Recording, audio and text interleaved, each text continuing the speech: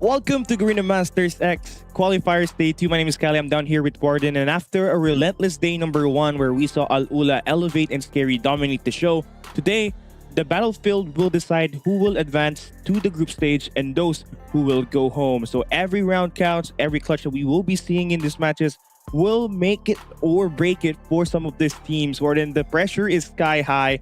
Let's see how this day is gonna turn up.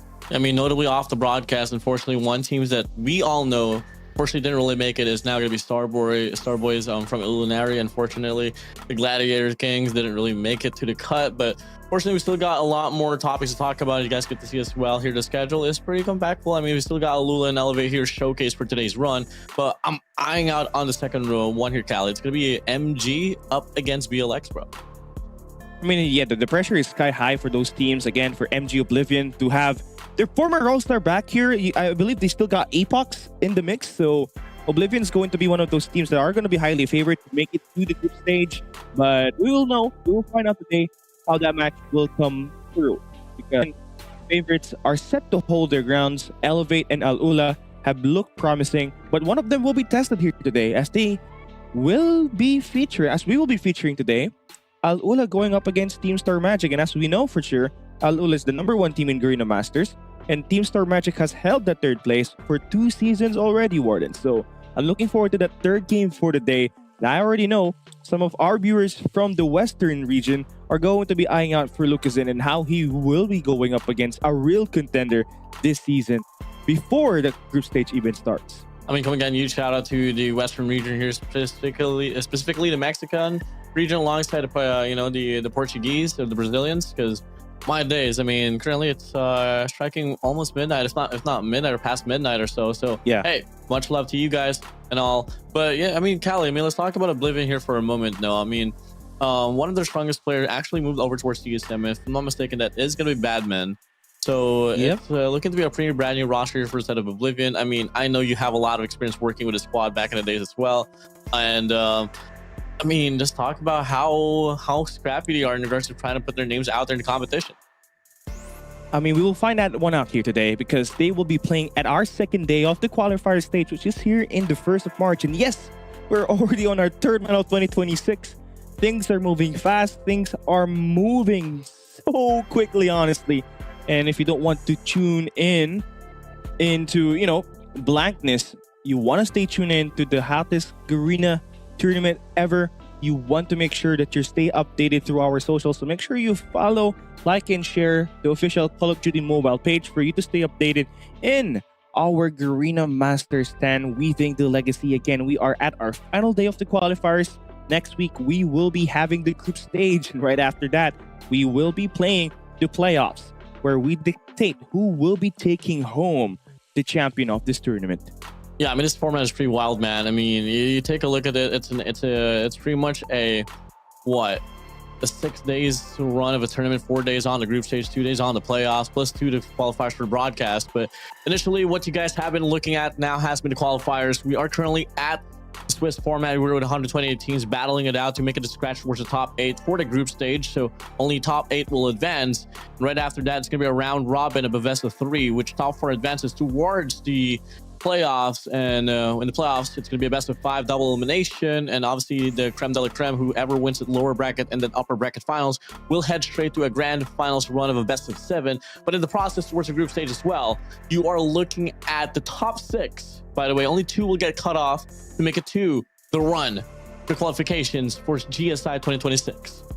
And all those who are wondering, what is GSI 2026, right? We are talking about inviting the best teams from Southeast Asia all in one tournament to determine who is the #1 team in Garena overall. And last year, if you don't know, it was Elevate that took it home going up against ABC Esports. But this year, we are already kicking up to a notch, right?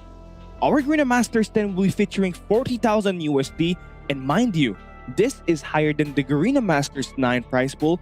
And mind you, this is higher than the Garena Summer Invitational 2025 prize pool, with the first place getting 20,000 USD and equivalent, and subbing it to the currency of the Philippines, that's 1,000,000 pesos that they'll be bagging home as the champion.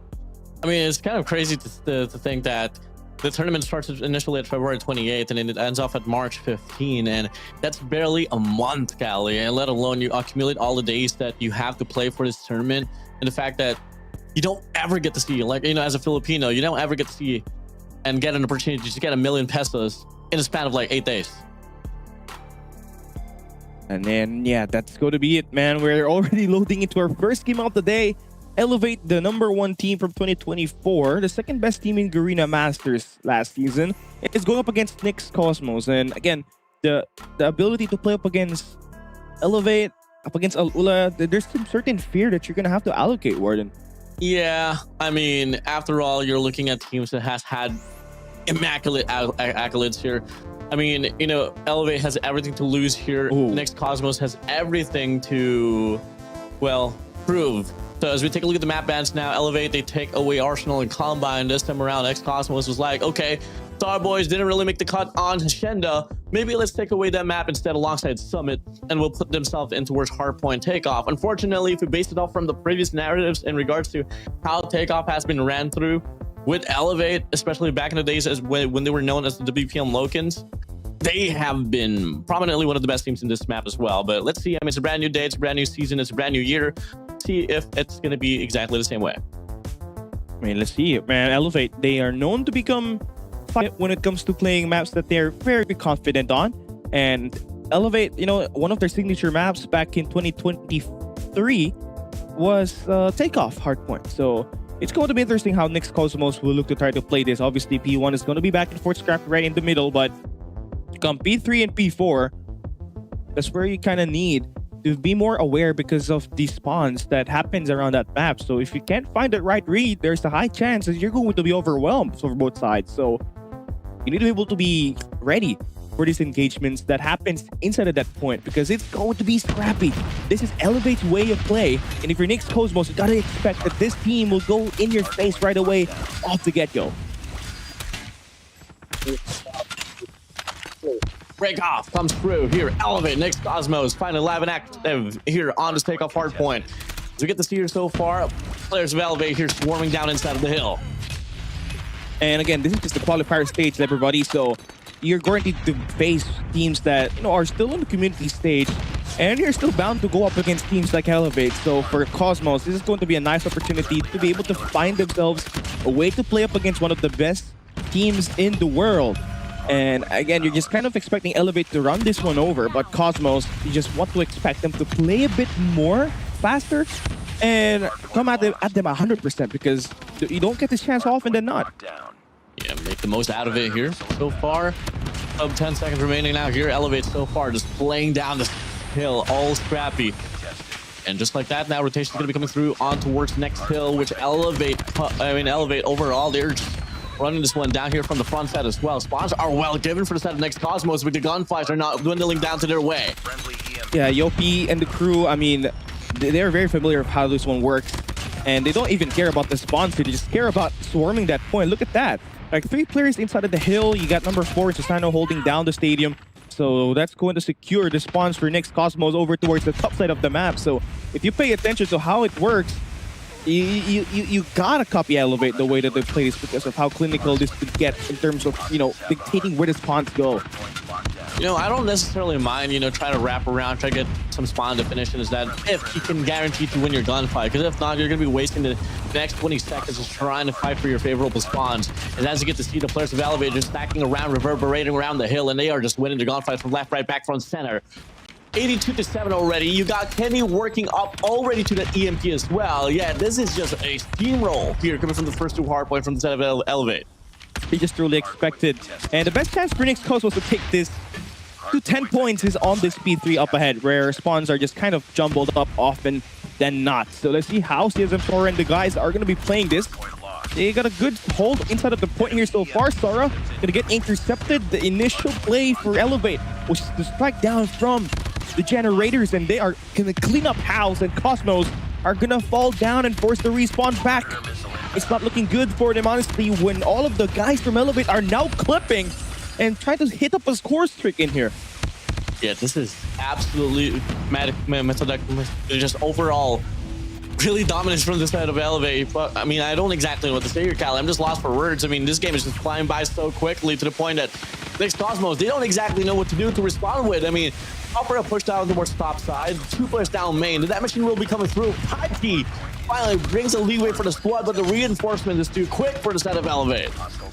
And man, Susano, again, 16 kills to his name and just being the presence above the floor. So you want to be able to get at least one guy to play the top side just for you to have an extra field, you know, of security around the map, and that cancels out the spawns as well. That, hey, they might be spawning on P4, so that's where you just kind of need to look if you're Elevate. And yeah, man, P1, P3, 135 points that they're able to claim. This is just as much as dominant as it could get for a team like Elevate. I mean, if the pacing won't change here, we're probably expecting the game to end around the next P3 or so. But for the time being, P4 is going to be opening up. Raj here from the back. CSM, NIX Cosmos looks to get the pinch, but Yelpy shuts him away. And no offers to be granted here from the back. I mean, actually, player 4 sword is spawn now, but if you look at the hill itself, just look at the players of Elevate. They're just stacking up inside, checking left, right, back, front, center once again. The War Machine will be brought out here from the side of Doms. Only good for one elimination. Pike as well from the front, able to get one. They stopping up the defense from the front side of the hill. But once again, the reinforcements is never ending from the side of Elevate. And the operators just kept going. Another Predator missile going to be locked down there by Elevate. And no matter how much operators are being used here by Cosmos, it only comes out to 1 to 2 values only. So it hurts that, you know, you're utilizing these operators with no presence around the hill after utilization. So that's hard if you're Cosmos. But it's hard going up against Elevate in reality. You look at the numbers and the stats and the odds of this, right? Elevate is favored 1,000,000 times more than Cosmos, so it's Elevate's playground here in the Hardpoint. Maybe we could get a little bit more of Cosmos on SND, but right now it's just Elevate snowballing this in the books. I mean, prominently when this map was all around back in 2022, Takeoff, Hardpoint, they were just absolutely a beast at this, and it goes to show its experience can say a lot. As the breakthrough, sub 30 remaining now here inside of this Hardpoint. PJ going left, right. Here with a claw, able to get 2 already off the speed, looking to get another as well. Rod beats into it though.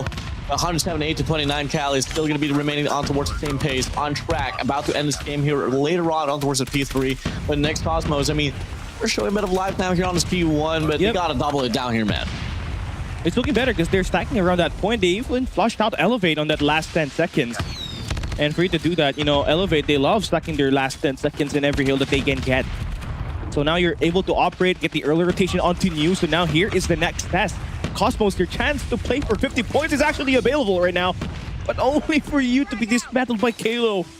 And PJ inside of the point, you still got a chance to take a crack at this. Still got an operator available. The Death Machine in Pike's hand should be invested.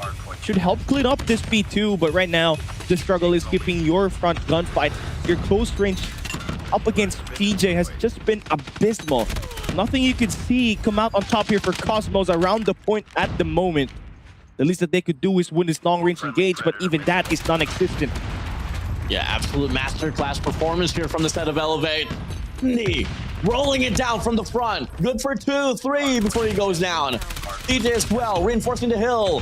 Sprees after sprees they go, and that's just exactly why Elevate is a hard team to go against with, Tally. I mean, go through Kendi, absolutely slaying it down from the front side, but the reinforcement as well from the back is just able to get it done. Just like that, man. 16 points remaining now here for the set of Elevate to close out the deal. One more break and it's over. Yeah, the MP system should be invested here. But, you know, one claw is just all it takes for them to get flushed out here by PJ, but not even utilizing that here is PJ, right? Yopi was able to find a breakthrough towards the generators. Only 10 more points for Elevate. This is the final attempt for Cosmos to fight inside. Vince brings out the equalizer, but he falls down in the hands of Susano, who brings that Death Machine down in the play. P3 locked down by Elevate. Cosmos still one more chance to take a crack at this, but they are going to get slaughtered. It's Elevate introducing that they are no foes in this map right here. A 100-point club, a 50-point club served for the side of NIX Cosmos, and Elevate are going to be up 1-0 in this best of 3. You know, it's a crazy and a quick game when you don't even have time to warm your voices up as a caster inside of this game, man. It was just too quick. too easy there from the side of Elevate. And, well, methodical hardpoint run, able to get it done. NIX Cosmos, Elevate, we move on now towards Search and Destroy. And the Search and Destroy is the real test, honestly, for Elevate. And for Cosmos, if they can bring in the heat, and if they can pick a map that Elevate are not particularly adept on at the moment, there could be a chance that they can bring in a close game in here, but realistically Elevate. And again, the star power that they could provide any time that they could get is what will truly separate these two teams right now. You have one team that has played a ton of repetitions up against the best teams in the world, and for NIX Cosmos, who is genuinely still a startup and trying to build themselves from the ground out, for them to face this, I you know for sure, it's not even about the mental state here. It's about, you know, grasping, tasting what it feels like to play up against the best. I think that should be the mentality that Cosmos are gonna try to put in this game, because honestly, you don't get as much as chance to play up against Elevate. You don't get as much chance to play them on scrims anyway. So if you can bring in, you know, your best in this coming map up ahead, then there you can exactly gauge where you are kind of right now in terms of the tiers in here in Garena. Yeah, that's exactly what I'm trying to initially point out as well. You know, and a team like NIX Cosmos, they don't have anything to lose here, man. I mean, all they got to do is just try to put up a show and, well, try to stagger down the players of Elevate, but it didn't happen now here on his hard point. Take a look at the stat line here, man. Rod on 25 in comparison to Elevate's PJ's 43, 42 for the status of Sano. The gunfights definitely was an it factor in regards to why this game went lopsided. Oh man, I mean, you know, it's got to be expected that PJ is going to be that guy here for Elevate, and he has been playing like, you know, he isn't a champion. Remind you, 2024, they were the world champion for COD, and Elevate, you know, still managed to make it to the 2025 grand finals, and no team in the world championship has ever done that except Elevate. And, you know, for a world champion to be able to play like their hunger is the same as their world championship run, it's what will frighten you the most, because if a team is playing like they're starting to lose here as well, it's guaranteed Elevate's going to go for the throat, and they would want to get another championship done, either here at Garena Masters or somewhere internationally. I'm sorry, I don't mean to get sidetracked here, but PJ and Yopi, get your legendary ranking on this season, please. You know, just keep it uniform. Anyways, though, MVP of the match obviously is no other than PJ once again. I mean, I think this is him going back to back for our initial MVP broadcast, you know, when Elevate's here. So that's gonna be 43, 16, and 24 in the KDA. And actually, funny enough, I think he has been the MVP for pretty much every single game except for, if I'm not mistaken, the Hardpoint. Yeah, the Hardpoint. Yesterday. Yeah, it was Kalo. Yeah. It was Kilo with the Super Soaker machine. I don't know how many minutes he was able to do there, but yeah, PJ was the MVP for the first time on the SND yesterday, which was 16 kills. But here, dropping a 2.68 KD. I mean, what could go wrong, right? What do you want more from PJ? And what do you want more from Elevate? That's just NIX Cosmos that they will be able to run through. And that's the first map of the day. And we're heading into Search and Destroy right up next. And again, the heavy topic point for Elevate, and the reason why they were not the champions last year was because of their Search and Destroy. And I believe not having the chance to play Call of Duty Majors Season 9 and Season 10 played a big impact on that. But either way, they're going to have that chance to play this year, but they need to have their SND fixed up. That's the main problem for Elevate for all the years that they played here in Garena Masters. Yeah, I mean, you know, one thing that we kind of acknowledged and touched up on as well on yesterday, Callie, is the fact that, you know, the world stage format now in regards to Search and Destroy is now a race to 9. So I think that's going to be benefiting, you know, not just Elevate, but pretty much every team in this region or in the other regions as well. So they can prominently prepare for, you know, the world champs, especially against the Chinese teams. Yeah. I think it's one main reason why China is just absolutely a, you know, an entity to be reckoned with is just due to the fact that they have so much repetitions on Search and Destroy, not just for the amount of times that they play it, but more so how many rounds they initially play. So I think this format here is definitely, you know, in regards to adapting to what CDM has been doing for the last few years, bro. Yeah, and I think I love the way that the rounds have been adjusted, because you need to have more skill, you need to have more preparation than luck when it comes to playing Search and Destroy. and Elevate, they for sure are thinking that, hey, we can't just disregard SND no more. There's more possessions per attack and per defense side that we will get. And in order for us to succeed at the high level, then we need to have more possessions, we need to have more plays, we need to set up strategies. And let's see how that one will go, as they're currently 1-0 up against NIX Cosmos. And again, you are watching the qualifier stage, so we're still in the brink of looking for the teams that will qualify to the group stage. And Elevate will be seeing a back-to-back slums for 2 days that they are on screen. Interesting, I would say. I mean, I think like in some way, just knowing how experienced a team like Elevate is, since they are in the qualifier stage right now, I think the best call here, for a coach like Alea is to not really expose your maps out there. I mean, granted, on paper, they know for a fact as well that NIX Cosmos is not really a dangerous threat for them. So taking a gamble and just reworking, maybe changing up how they approach this map would be the best approach here. Because after all, in the qualifiers, you don't really want to throw your bag out there too much. You want to preserve that for the group stage or when it really matters the most. So makes sense for me in regards to slums. I mean, for instead of Elevate to be opening up slums once again. Now for NIX Cosmos, big question here. Have you done your homework? I mean, this map was out on yesterday's run, and they might be able to pick up a thing or two in regards to how the pacing plays out here for the set of Elevate. Okay, Elevate indeed are going to be, potentially could be hiding strats. And honestly, I was thinking that Tunisia could be opened up here, but knowing Cosmos and knowing that Elevate has played a multiple ton of Tunisia back in the days last year and the 2024 season, you would want to pick something that is a little bit more equal and a little bit more defensive sided. So let's see how this one will work for Cosmos side as they start on the attack. We've seen multiple attempts of Elevate moving on the mid map, so that's where you just kind of work your way up if you're on the attack side. But man, there's even no respect here for Elevate, immediately stunning, attacking and nading out the first player. And already off the bat, numbers are in favor for Elevate. Yeah, Kenny finds the first, PJ gets the second, but Dobbs respond back with a double kill off the Tundra. Halo able to get the trade. PJ good for 2 elimination off this round, and it's going to be Vince all alone. Finds 1, but the trade's going to be there for PJ. 3 for the first round. Elevate running it down so quickly. I mean, this is definitely a map that Elevate would want to make a name for themselves.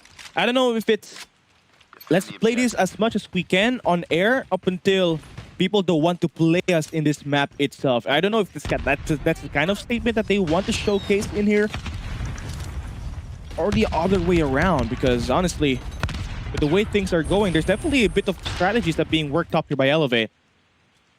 Especially that mid-map attack on that first round, but here, being slowed down for a while. But look at PJ slipping through like a slippery snake, you evil bastard! He's gonna get 3 kills in this round itself. Man. Is this PJ's next Kurahana Metropolis? Is it the map that is this a map that he really just loves to play? Aye. But hey, it's a 2v2 though. Anything's still well doable here for the set of NIX Cosmos after all. Just gotta deal with PJ there, and just like that. Thora finds the kill. Kendi for the trade. Big 1v1, a sniper, and a marksman. On the outside, checks out. Can't find the shot to connect. It marks her. And Pikey able to get it done. First round here for the side. At least for the side of NIX Cosmos. Oh, there you go. There you go. That's how you want to see it for Cosmos. You want to put the pound down. You want to get this attack early. But either way, you need to have your trophy systems ready up to cancel out those nades, because Elevate, they utilize those to attack that mid-map proactively. And PJ already set out to lose. A smoke criminal enters the grave, wants to send one guy down 6 feet under again. Takes a sniff at this, wins the gunfight, hit him quick. Oh my. Get out fast. Get one more chow. Tika pow. One more kill down for PJ. Now it's a 1v1 again. Kendi in another situation, and he wins the clutch this time. So close, but yet so far there for Kendi. We're gonna pretend we didn't see the first few bullets. But hey, now 2-1. Game close as ever. Not bad here of a feat as well for the set. Dobbs has 5 kills to his name. I mean, that might just be a storyline here between Dobbs and PJ. Plus 3 here though for the set of PJ. Now, next round's gonna be opening up here. Looks to be a blitzkrieg of a push on his B side. Most deployed. Susano Through the Oh wall, my able God. to get 2, 3, 4, 1 player alone. Yopi looks to get this one down. PJ from the back as well in the flank, and that's going to be 10 kills for PJ in 4 rounds. Oh my God, Jesus. Wait, I don't know what this guy ate today. I wish we could get an interview with how the way things have looked so far. He dominated the pathing that he was assigned on, man. It's either the blue building, the broken building, or right through graves. That's where he's been able to find most of his success on. And he's bound for more here. Again, yesterday he had 16 kills on this map. And it's starting to look like not a fluke and more of an intentional, proactiveness here for PJ. And the king himself doesn't want to lose out on the spotlight. He wants back-to-back MVPs.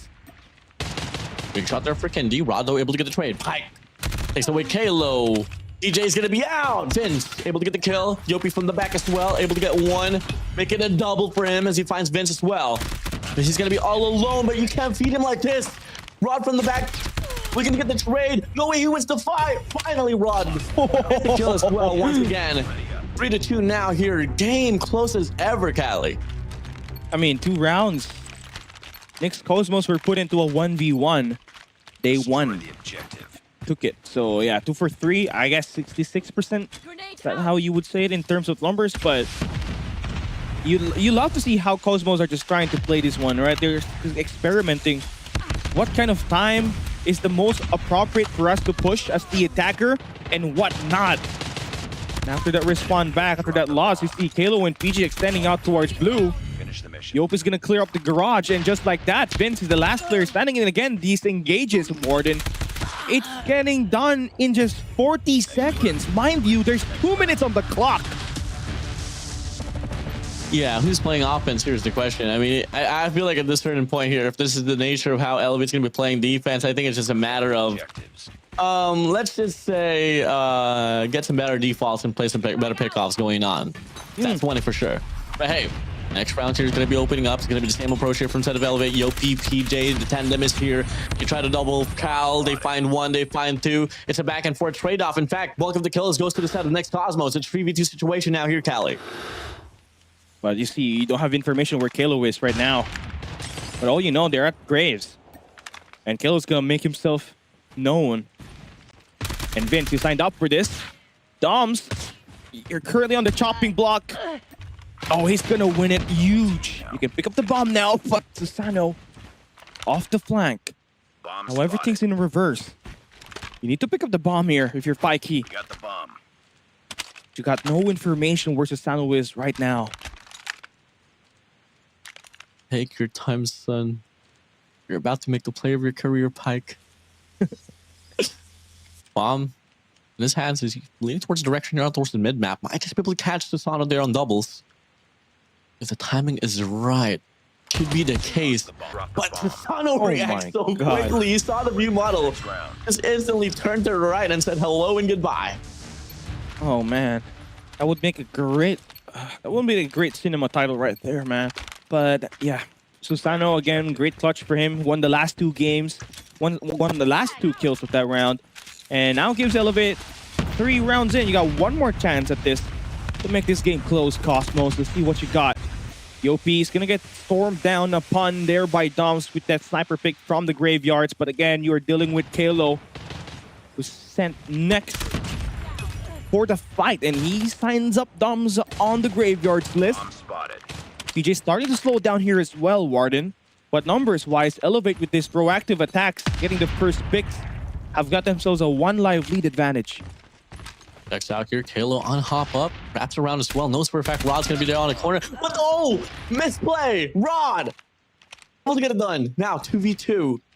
Vince and Rod against Susano Okendi. Split it apart. 1 from the top, 1 from the bottom for each end. But Rod's gonna try to work out, push in together. Checks out the flick, beautifully done. Oh my god. Kendi. Now it's gonna be Rod all alone in a 1v2. He sees him as well off the head glitch. Player forces Susano from the back. The Shino God of Storms, the sea in the summer. Susano, 62 now, up by 4 rounds. Elevate they go. Oh man, I think the game just finally got out of control here. And Elevate is slowly starting to pull over. Again, 3 more round wins for Elevate. Cosmos would need 4 straight rounds just to make sure this game is manageable for them. And it doesn't connect. Doesn't help that Vince is connecting in and out of this game. Nades connecting. Doms is gonna get eliminated. And man, right off the game, off of 15 seconds, they got the bomb down. Big punish there for Pikey. Finds PJ away, but sends Kendi and Susano. It's all up to you. Good for 2 as well off the marksman. Susano just laying it out off the top, and now all of a sudden, in a blink of an eye, he finds a triple off this round. One more for match point. Oh man, it's starting to look grim. The road's starting to get dark here. For Cosmos, it's looking quite difficult to try to pull off a comeback, but you have to admire how they played this game, Warden. This wasn't just, you know, a 7-2 game where Elevate had 5 guys alive. They kept this game close. But right now, again, the star power just kind of activated here for Elevate. And now they're all gone in 20 seconds?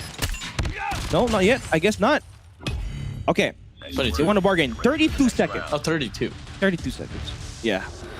Oof. Wait, I just woke up. Match point advantage already? Elevate, what are you guys on? I mean, this has been a fad here, especially against a team like Elevate, you know.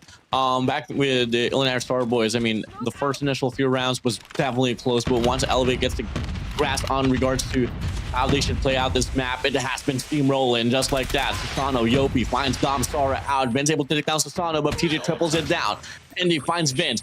Blink of an eye. Once again, Ike all alone. 1v3. Last glimmer of hope for NIX Cosmos. The bomb has been planted. Pikey is going to be in a bit of a pickle here. Currently caught in the trash. Let's wrap around the blue building. Let's see what you got here, Pikey. You got 10 kills. You have made your mark, but Yopi with this scope picks you out, and just like that, we have our first group stage team. Elevate set to take the throne here once again in Garena Masters 10. They lost it up against STES at the last season. But here, they look quite ready with the maps that they played here on the qualifiers. I mean, initially on paper, Elevate, I mean, just welcome back to Garena Masters. I mean, much more expected. Didn't drop a single map at all throughout these qualifiers, and it goes to show why they are the 2024 World Champions, the 4 times Garena Masters champions. And yeah, I mean, for anyone who has been able to experience being able to just watch Elevate or play against Elevate, they are a stable team, and they haven't fallen off, not just yet. I mean, there was a lot of speculation during the off seasons that are they going to go for a roster change? Absolutely not, man. I mean, 2025 World Championship, yes, they didn't win. They got taken down by the side of Q9, but they got second. They were still at the grand finals in the creme de la creme of the competition of the Call of Duty mobile universe. So, hey, Elevate looking pretty freaking conditioned and strong here already in just the qualifiers. I mean, there was no team in the World Championship Series where a team that has won the title kept their core and will go back-to-back grand finals appearance. That already is, you know, an achievement in the hands of Elevate. And for them to do that in a way where they are not invited in the CDM Season 9 and Season 10, I mean CDM Season 9 and 10, that just goes to show to you how things would have went different if they had an eye-opener once again in the world stage. But again, here we have it, 9-2 on the scoreboard. Susano's gonna take the MVP, but you know, VJ had 10 kills in the first 4 rounds of action, so you already know Elevate are looking prime and ready for Slums to be one of their top picks this year, maybe, perhaps. Yeah, and you know, the scoreboard here just says everything, you know. I mean, you always got Kalo there at the bottom side because, you know, he's a support player, just reacting to whenever DJ, Susano, Yopi, or Kendi is slowed down. And initially as well, you know, in regards to the pacing on how you take down the squad of Elevate, you go through PJ there from the front side, and you got to deal with the support players of Yopi, Kendi, alongside Susano, and then once you reach a certain hard point or the objective itself, you got to deal with Kalo, which has been really good in regards to his role. So, you know, a lot of things to pick up on here, not just for the side of NIX Cosmos, but for the rest of the crew that will be bound to go up against Elevate. Fortunately, though, no one has to go through Elevate now here on Qualifiers, as they have made it to the next stage of the competition. So we're going to be seeing them on the next week's run once the group stage actually starts locking in. But just like that, GG's well played. Elvis Susano will be our MVP for this series. I mean, for this match of Search and Destroy in this series here, Cali. You gotta feel good if you're Susano. Honestly, multiple times you were put in the clutch and you responded with a massive yes in terms of the clutch factor, and that's exactly what Elevate would be needing right now. That there is no more 2 snipers setup. You need a 1 marksman and a 1 sniper role, and seems to be Susano is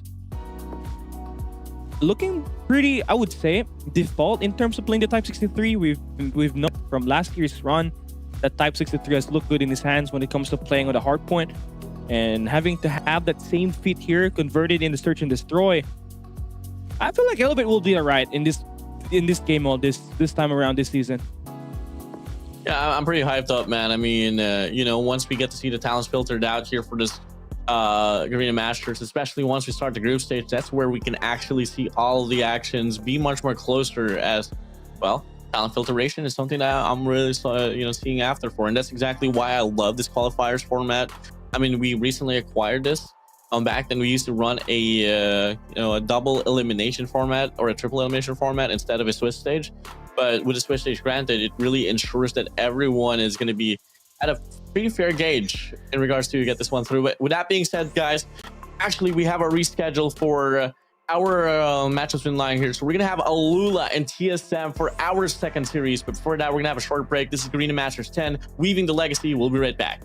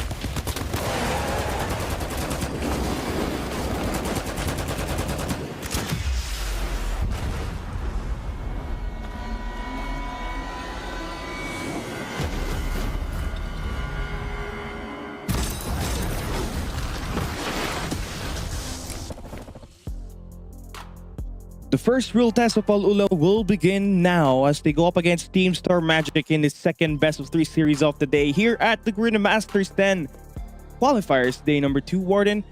One will have to go and qualify to the group stage, and one will have to play another round of the qualifiers just to be able to make it to the group stage. And it's going to be a nice way for us to be introduced to how potentially Alula will go up against a team that has been the 3rd place team for Garena Masters for a very long time. Yeah, definitely, man. I mean, I can't wait to see how this one's going to play out. I mean, on paper, you're looking at a number 3 and a number 2.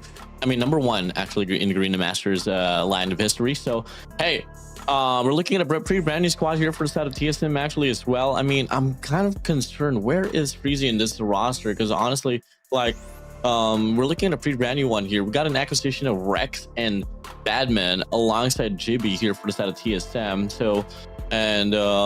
yeah, I'm pretty hyped up to see what more they can offer. I mean, a lot of hype has been given for the side of Alula, but I feel like TSM is definitely a team that you got to watch out for. I mean, after all, if I'm not mistaken as well, they are invited to work CDM. So, hey, you know, there's a big reason why, and we'll probably find out why is that the case. I mean, we're looking into it, right? This matchup right here is going to be the best matchup you could ever get in the Oblivion Qualifiers. Once again, if you're watching, this is Garena Masters 10 Weaving the Legacy. In matchup right now, we will be seeing one team go to the group stage to join Elevate in the group play. So you do want to be able to know for sure if Alula has got what it takes to defeat the top 3 right now. And with Lucasin, again, being able to be a plug-and-play character, and no matter what team he has been, he's always found success. I think that was the main storyline from yesterday's matchup. He scored 52 kills on his opening game here in Garena Call of Duty Mobile with 1 minute and 33 seconds on the time. And if your AR is doing that for you, you already know the positions are well set for Alula. But how good could that be when you challenge Team Star Magic in map number 1? Hardpoint Hacienda of all the maps that we will get to play. Yeah, this is pretty nice here. But for that though, I just want to say a quick message as well. Hola a todos desde Mexico y Brazil. Buenos días a todos. Un saludo especial a amigo Dakota and the rest of the crew there. But anyways, I mean, this map here, Hacienda, I feel like this is the perfect map that we can probably gauge out on how far or how close this team TSM and Alula can be. I mean, this has been a staple. We've talked about it over and over again, and there's just no room for excuses. I mean, repetitions has been granted. These teams, these players knows exactly what are the bad, good sides of the hills, shortest routes to take the rotations, where to pop your operators. It's just all to come down to who's going to have a better day. Oh man, I feel like, you know, for Lucasin, the main strength of this guy, Warden, is his long-range assaults, right? He's one of the best ARs in the world, and he's up there with the Emperor Uling, with Zai, as one of the key figures in terms of playing Call of Duty Mobile in the world stage. And now they're going to be tested by GB and AG. The brother Wumbo combo is on the crew. It's on the ground. Let's see how this one will go as we now begin our second match of the day. Hacienda Hardpoint coming right up in the first pick. The opening will be won by TSM. They get the first 2 points in the point. Yeah, I'm very excited with this AGX GB tandem that we're going to be having here. I mean, it was probably going to be happening back in Absolute Zero, but unfortunately, JB was subbed out there. But moving over, I mean, hey, looking at the hill times here so far, I mean, it's pretty back and forth. A lot of contention here from the top side. No one really investing their buddies too much, not just yet. It's all about getting the massive clearance. And once it does happen, just like how with TSM is doing it right now, you can definitely put yourself inside of the hill. Okay, pretty scrappy. This is how you like it. And, you know, Jibby has been the talk of town from that last year's run where he was making so many plays for the side of Team Star Magic, but unfortunately could not play Stage 4 because of the fact that he's still underage. But now this year, he's eligible to play at the biggest stage and might just be, you know, the prime that we could be seeing for Team Star Magic if Jibby and AG plays at the top of the caliber of play that they did from last year. But Alula will be down by 5 points at the opening of this first map, and so far they're going to be clearing off the rocks. So now they got 2 entryways to make the assault inside of the point, and they're gonna break it. Yeah, you don't really see a lot of times where Alula is going to be trailing here, but it's just the initial side of the game. That's going to be a four-man stack there from the front side. They have been able to zone out the driveway, and they should be able to recuperate now, and we'll be able to stack up now here inside of the hill as well. So it's a big team fight. Teams towards the red on the left as well, and it's all going to come down to the better trades here. So far, Alula in control of the hard point, but Team Star Magic, they got a lot of opportunities to try to get the break, but the gunfight's not connecting here for this last 20 seconds as Lucasin finds Wow. a 8-3 Oh my overall. God. He's going to be out. Lucasin just panhandling the players from TSM. Oh my god. Taking the lead. Bro, you are not serious. He's on 8-3 right now, possibly 13 kills that he's got is a chain. EMP system in his name, Warden, and he slowly made sure Alula turned that P2 to cash. EMP system incoming. Wow, one hill. Missile inbound. Took the tides, and now all of a sudden, nearly a 40-point lead here for the side of Alula. Hardpoint's going to be opening up, though. Hardpoint. We seem to have the players of Team Star Magic having to be having more traction inside of the hill, but not too much formation here. The Freddy flash through, no trophies whatsoever to cancel it out. So Oh my just God. beating Lucas in here, Cali. He has 7 kills, 9 in a row so far. Not yet done is Lucasin. Nobody getting an answer for him. He needs to get shut down if Team Star Magic wants to take this one. A very close game. Skird's gonna be sent out to play the clock. The hold inside is strong. The siege cannot break into the castle, and Clove is gonna extend out to make the damage hurt even more. Oh, wow. Third front side push, 3 men in line here for the side of TSM, but they find 1, 2 players out. Josh, good for 2 elimination here from the top patio, but it's only going to be 5 seconds remaining now here inside of this hill time. If you are TSM, you'd want to fight for the rotation onto new, but you got to worry about the double stack as well from the garages. It's going to be player 4 Lucas in alongside Clove leading the way. The smoke gets dropped here. The first initial gunfights comes in connecting for the players of TSM. Another wave of pushes here from the top, but Rex able to get it done. First 10 seconds should be for the side of TSM. Yeah, beautiful picks coming through. Now you're bringing out your operators. You need to come off value here. Just keep this game close. You're currently down by 50 points. Alula are trying to hit in all fronts, and you shut down the second wave of gunfights. That should give you an extra 10 seconds in the point. Here comes the other break coming through the boathouse. And so far, things have looked quite positive for Team Star Magic. Yeah, this is good. Absolutely needed money hill here for the side of TSM to get this game close as ever. Freddy flies through. AG, good for 1 before he goes away. Rex able to switch up the pace, and so far, I mean, we're looking to have a pretty tight up game here as we hit the deck back to P1, Khaled. Yeah, AG and GB are slowly getting activated here. And not only that, Rex, one of the key star players from last year, a few rookies that has made their mark in the game, is absolutely turning it up against Alula. And this is looking pretty nice for them as they cut back that 50-point lead to only 6 points as we open up P1. 88 to 94 we go. Hill time. Not gonna be talked about too much yet. JB's putting himself inside of the hill, pushing out Arch's side. Rex gonna go for a ball investment here off the War Machine. Finds 1 for himself. Lucasin might just be up next, and the answer will be yes. Finds 2 there, but is it going to be enough for them to get the clearance inside of the hill? The answer is no. Still, Alula breaking it from the front side, and they beat the players of TSM to get the 100-point mark. It just feels like whoever wins the opening picks on the P1 or either of all the hills is the one that's bound to score majority of the points, and it's essential for Alula to actually win that. Now, to make sure that they got security to hold on to P2 quite up next, Team Star Magic are trying to find their way back inside, but look at the smokes covering up that point.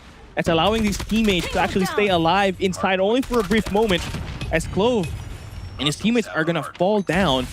They do get the scrap time, but they need to prepare for the worst. P2's coming right up next. That was your Bunny Hill, but TSM wants to play this one scrappy. I love the fact that they were able to play out that P1 in a way where, hey, no one's going to win the hill. We're going to keep it hard for you, Alula, to hop inside and grow this evident lead even more. But the Hardpoint's going to be opening up here. TSM, someone has to come out huge here. But unfortunately, they meet Jai at the end with a War Machine. AG's going to whip out the Tempest as well. Someone has to make a play. If you are TSM, Alula, to go for another run off Money Hill here off this P2 as they get the hardpoint solely defined. It's going to be a frontside push here to be offered by the side of TSM.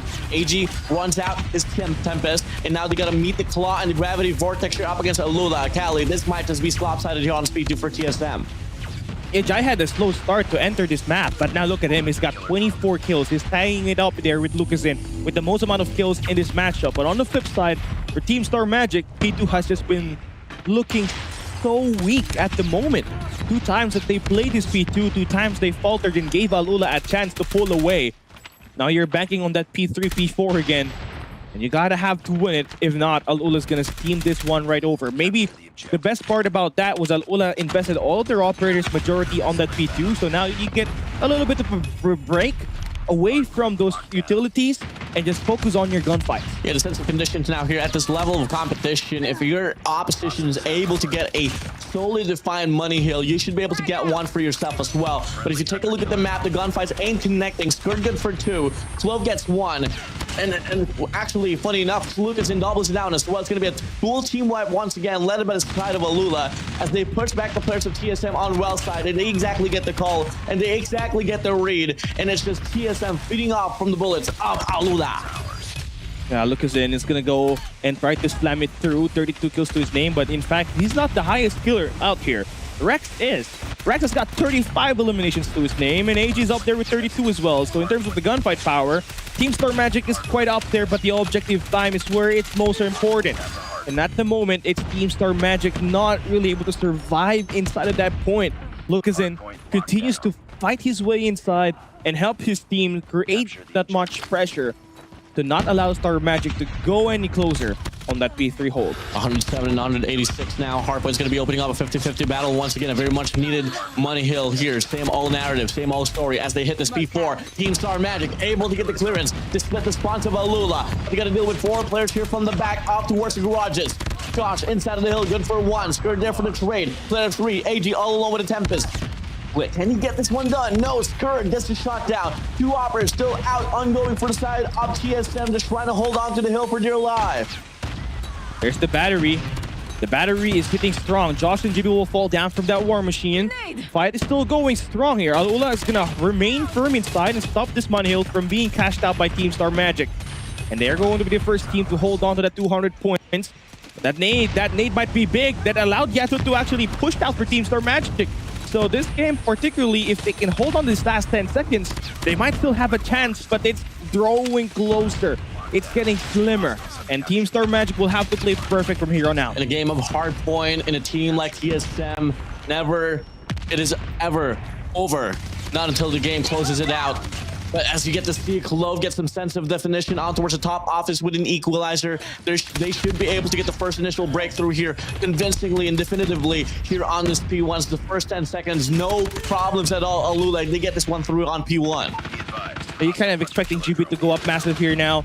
He's put into a nail in the coffin, man. 24 kills only to his name. You kind of expect him to do a little bit better. And this P1, you know, it hasn't looked good for TSM. And you're kind of expecting that to happen the same thing, but we're open for any possibilities. Alula will look to find their way inside of the point here once again. Skirt is gonna be the one contesting. He is finding himself in a couple of pinch play. And Team Star Magic, hey, a bit more of a fast pace in terms of playing inside of the point is exactly what they need. And right now, that's not being provided here. Still, Alula inside of the point. That's the stack here for the side of Alula. And they only need right around 17 more points here as they close out this kill. Make it probably actually just 12 points remaining now here for the set of Alula. TSM, they beat the rotation to it. We got players 3 AG inside of the hill already. It's going to be a full stack of a push here from Rockside from the set of Alula. A hold that has to happen here for the set of TSM Cali. Yeah, they need those operators to go massive. GB, Josh, they're going to bring out the equalizer. That should be all good enough to actually win the fight. The first initial wave will get cleared out, but here comes Alula once again coming through with the white trophy. They need to expect Clove to be here, and that war machine from Rex is going to go active. Yato looking at white as well to clear out Lucas in, and again, they clear off the second wave. This is going to look good for Team Star Magic, as Alula does not have any of their operators available. This should be the time for them to absolutely go up massive and close down that gap that Alula was able to build up from their chain of P2 money hills. Yato going massive, 3 spree coming in with that. Oh my God, this game is so close. Yeah. What's happening? Ray comes through Alula, 4-man stack from the front. Oh! Time. 245, 171. Big hold, TSM, and they do it. Alula, only 4 points remaining for them to close out the deal here. Cali, TSM, gonna play this one absolute perfectly. Oh man, they got the operators to help them. Clove is gonna be there to hold down the point from the well spawn, and they are gonna clear it off. One guy remaining inside of the hill, and they get to clear it out. Alula will not be able to finish it just yet. Jai with the war machine is not gonna clear it, but finally FTX with the gravity vortex. Oh my god, the game was so fast. My pro state broke. It's crazy, but damn. What a promise there. Alula with the win, but Team Star Magic. Big promises coming in from that team on that map number 1. It's been 3 years since I've seen you last pulled it in the on the commentary desk, Cali. TSM, Bro, my full state was broken. Man. It was broken as well instead of Alula for a moment. I mean, TSM, I feel like I'm just a bit more Vaden. A bit more touch up on the P2. They gave too much time on the P2, man. If they were able to show themselves up exactly how they were able to do on the last run for the garages, maybe till then this game probably, I don't want to say it, but maybe probably it went the other way around. Okay, it was the claw that threw me off. I was thinking that, hey, I just saw a claw be invested earlier. It turns out it was from Alula earlier. Because I was thinking that, hey, I think there is 2 claws in the game. In fact, now it was just split. 1 for each team. But anyways, Alula, I would say, again, Ascenda is entirely not one of their best maps. I think we could say that since 2024. Jai definitely not really fond of the map, right? He tends to play more of this close range maps, Summit Combines, and whatnot. But Alula did pull it off at the end. Beautiful plays coming out of Focusing. And the AR presence is definitely up there. But what did it again was FTX. FTX cleared it, you know, with that gravity vortex invested at the end. They're able to stop the push coming through from the garden, and that prompted Alula to win. Love to see here masterclass performance. I mean, it wasn't really per se gunfights. I mean, I feel like JB could have probably provided a lot more, and I'm kind of surprised that Josh was really trailing behind comparing it to everyone in the lobby. But, you know, I feel like Josh, if he was able to double it down, and JB was able to do exactly how he has been doing it whenever, you know, he does get the opportunity to shine, like last year's run, could have been a different story as well. I mean, fortunately, JB had a late start, but, you know, coming from the last 3 hardpoints or so, he was able to put up a bit more pushes here for the set of Josh. Maybe till then, that could have been another factor in how the game could have been closer here. But initially, if you take a look at the stat line here, you gotta admit it.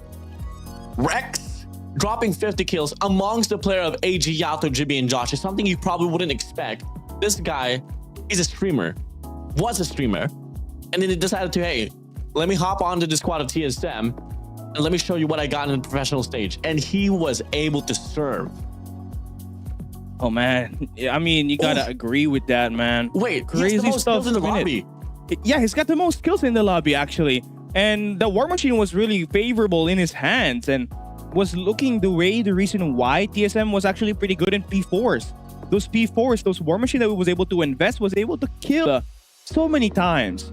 And it's just that at the point of entry on that P2 was the problem there, Warden. They gave away 2 Mon Hills back-to-back rotations. And again, that's already 80 points out of 250 for Alula. And that was really rough. They just couldn't bounce back from it. This is really crazy to say.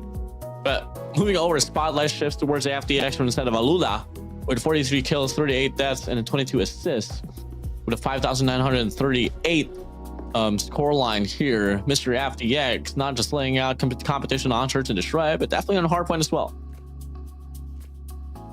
Oh man, SND is going to be the bigger factor. I feel like Alula is going to be the more superior SND team, knowing TSM. You know, the only problem that team had was that they don't have a strong SND map from last year. So what is it looking like, honestly, for TSM? Because you're going to be playing Garena Masters 10. yes, right now at the qualifiers, and you're invited in Call of Duty Mobile Spring 2026. So you're going to be playing a lot of SNDs this year. So what is going to be your main map? What can you throw up against Alula this early on the year? I mean, the last time we were able to see the squad actually play out was back on stage 4 of the last year's run for the Call of Duty Mobile World Championship. And funny enough, Callie, it went down to game number 5. I mean, you know, we had TSM win the Hardpoint game mode, and they were able to win Search and Destroy as well. Tower Esports, though, on the contrary, they were able to respond back with Control alongside Hardpoint, and Search and Destroy was a reverse sweep they were offered by the side of Tower Esports. And granted, I'm not going to say like this is the better squad of TSM. I mean, after all, you know, I still have this question in mind, you know, where is Freezy in this team? Alongside that, Hydra, unfortunately, a bit of a tribute for Euster. I think he has retired from the Call of Duty Mobile competition. So salutes to you, Hydra. So there has been a lot of shifts in regards to this roster here for the status Star Magic. But overall, you know, with addition here for filling into what Hydra was supposed to be into, I feel like it's not bad. I feel like the roster is pretty much on par, and it's a pretty early run for the year. I mean, this is the first Garena Masters tournament. This is the first major tournament for Garena, and I feel like there's a lot of time that these teams can definitely, this team of Star Magic can hold on to try to improve in the long term. Okay, so we're going to be looking at the coastal map here. Apparently, also the same map that allowed Team Star Magic to go close to Stalwart Esports last year in the Green Stage Forward. And I don't know if you remember that correctly, but AG had a live game on that map. Oh yeah, and was giving it all. I was losing my brain. My brain cells were completely fried after that game. I don't know if I was able to cast the proper game after that because of how intense that match was. But hey, Team Star Magic would want to have a chance to take a crack at Alula early here. Quick B side, A side hop here, and FDX is gonna farm 1 kill. And well, another stun connects there. Rex is going to be the sniper on the other hand. So you want to be able to take him down as much as you can, and they do. FDX with the opener. 3 kills off the get-go. Yeah, let's just say you gotta expect the pacing to be quicker, especially when you got Clove and FDX just running it down already. Jai finds the nade up against AG, and now it's gonna be Yato all alone in a 1v4 situation. Pushing through. What can you do? Double stack there on the bar side. You got 2 players on towards the side as well. Information is going to be relayed. Not much you can do here for Yato with an HS. Alula gets the first round cleanly. Ready up. Yes, they do, with FDX getting the opener. And I mean, I'm still getting used to how Alula is playing this, because you have 3 sniper players that I'm accustomed to casting at a high level. And to see FDX play that SMG role and find those entry frags, it never boggles me how adaptive this guy really is, you know, how talented he really might be. But first blood on this round goes through. Jai is going to take down Rex. So Team Star Magic are heavily down under a man, while this B exit comes into fruition. Yep, able to split around. Yato is going to be trampled down. But AG from the back! Number 2! And it's going to be a collapse now. Lucasen, Brazilian. No. All alone in a 1v3. If you were TSM, you don't want to give this man any opportunities. Oh, near shot missed. Oh, man. Look at the players of TSM respecting Lucasen, but Lucas himself has all the time that he needs to just wrap around. He has to bomb for himself, but slowly but surely inching closer towards his side. Might find a high-low post-up here from the side of TSM as he peeks out. It's going to be AG reacting quickly to it. 5 kills to AG's name already, Callie. Yeah, bro. Yeah, I love the start. I love the way that this one started. It brings me back to that last game these 2 teams met in Garena Stage 4 where AG had a life game. We mentioned it earlier, how AG somehow, when it's up against his former teammates in SND, he just somehow plays a different kind of level of search and destroy. And there let's see if we can get some more here. You're looking at the SND specialist back in Blacklist Internationals run on the 2021, but back to this round, those first start things off with a nade. Finds Rex away. GB's going to be out and go in as well. A 2-1-2 format just quickly dismantled by the players of Alula. And it's now going to be hitting towards a retake with a 5v3. They don't really have any offer man as well towards the back, so it's just going to be a push out there towards A-Long alongside the staircase. FDS here playing off the front side. Doesn't really get any information. Just all going to come down to the pacing here for the side of TSM as Yato walks into Jai. Last two players alive for the players of TSM is going to be there from the front side, which wouldn't be a problem for the players of Alula. Oh man, it's going to be rough, man. It's going to be rough with the way that was set up, because a side hit was kind of overrun. You only got 2 guys. Defend the objective. You only got 3 guys actually alive for that retake. So there aren't going to be things that will come up easier for you unless you play for a trade. And they tried with Yato, but he fell down earlier. So now it's going to be a test here for Yato. Here on the B side, he finds 1 and 2. Looking for the second. We're looking to fall down, but his teammates will trade it. And wow, a sudden explosion here for TSM. Great respondment. Great anticipation. That's exactly what you like to do. Now, game's all equalized here. Defend the objective. What more can you do here, TSM? Player 4, Luke is in here. Watching the cross. And he's going to find the challenge as well up against Rex. Not a problem for him. Early 4v5. Massive pickoffs here for Lucas. And now gets his call. It's going to be a 2-1-2 format. Alula can just definitely go for the strike on towards the A side, knowing that there's just going to be 2 players right around. You know, the problem is that there is no guy holding that bomb, so it's going to take a while for them to exec this A side. They need to pick it up right now. They're throwing their nades on A. They might be going in for a fake, and that will prompt Edo to push out and confirm things. Love is going to be here, and he's going to win that gunfight, and that opens up that B side. So they can pivot back to B here. Make this one harder for TSM to execute. Yeah, and they find kills in the process here. Not exactly what you like to see. And after has gone rogue as well, lurking around the bar side. He is able to pull his trigger, so information is going to be there, but it doesn't matter. AG finds himself out. Jibby walks into Lucas in. The lead goes back to the players of Alula. Oh boy, the first pick was matters a lot there. Alula had the kill all to get going. That really made it hard for Team Star Magic to distribute their resources, and I believe those micro decisions when you're down by a man is what will determine what will happen in this game. A quick fast push for Alula on the mid map, and they're straight right headed to the A side. It's a push through the enemy's position, and AG is gonna find a double. Make it a triple. Make it a 4. Let him know it. You let him know it. You signed up for this. You should have known what's going to be up ahead. AJ with the 4 piece gives him 10 elimination. What is happening? FDX. Go on a journey of coastal. Bomb is not even in his hands. He's going to take the long way around. Got the takeaway out of for the long way around here. As he hits and pushes towards the B main. It's not going to be any traction. No action in there. And it's just all going to come down as he meets and he pushes towards the bottom side of the side on the staircase. And he's going to find 4 players just posted up here on the cubby side. TSM is going to be playing off the sound cue. Whenever he does pick up the bomb, once he checks his cubby side, it's all over off this round. A full stack is waiting for him. Good luck. That Type 63 is nowhere near the level of 4 weapons, guns blazing at you. FDX finds the first one. Don't feed him. I mean, if there's anyone that could clutch this, it could be FDX. But they're respecting that the bomb needs to be picked up. There's 20 seconds in there, and Rex finally puts that round away with a TSM victory. 3 for 3 day go. Love it. Keep it close. AG. I mean, first out of Alula, whatever pushes you're about to do, you got to put some smokes in there, boy. You can't let this mine feed out.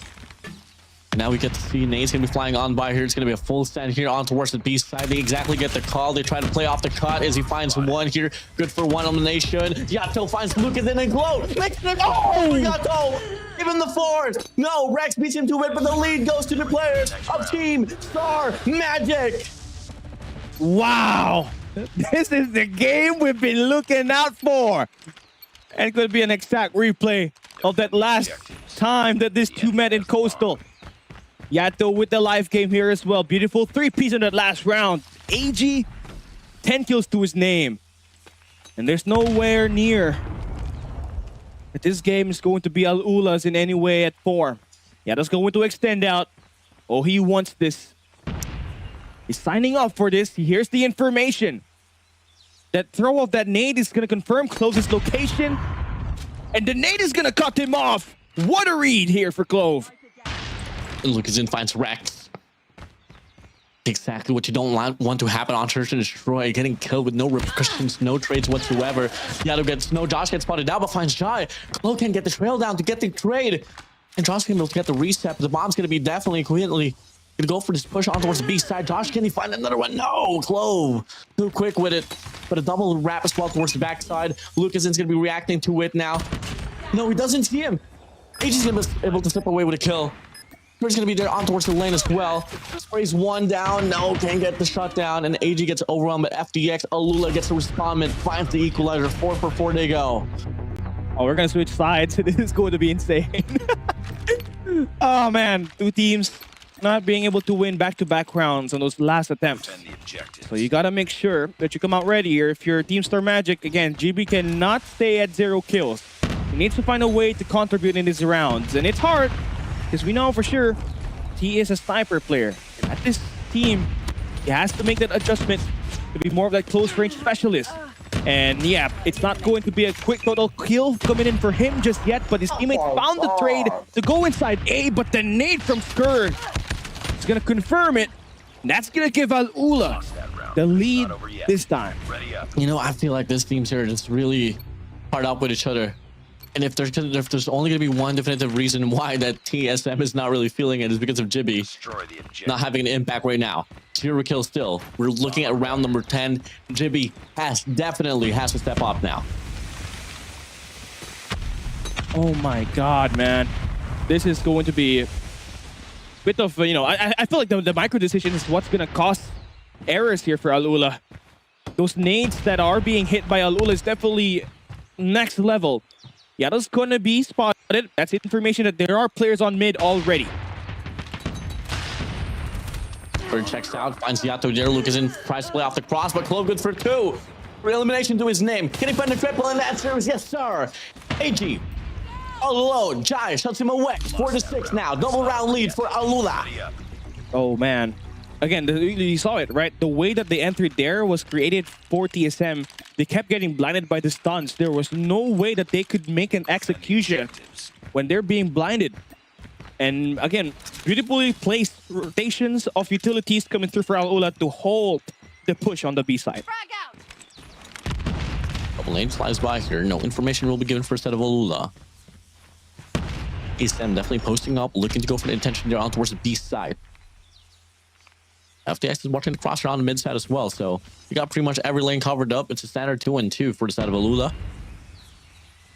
And what comes next is just really the first initial frags. But you get to see as well TSM, they're just waiting for the bit of aggression to come through here from Alula, but definitely patience is paying off here. Swings on by FTX, finds Josh, players 3. AG looks to get the trade, but FTX sustains his life, backs away. That's going to be a really important kill here for the side of Alula. And with one guy down always, there's 100% win conversion for Alula. Just cannot take away the push that's just about to come through here. Have 2 guys actually holding down that B side. So does that mean anything for TSM? Do you want to take that attack on B? Would you want to have the slaughter executed on mid? Where AG currently stays at the moment. He's looking for it. He sees it. And he's going to execute FTX. And now they have the option to go through B or A. And they're going to opt in for a B side execution. And finds AG away.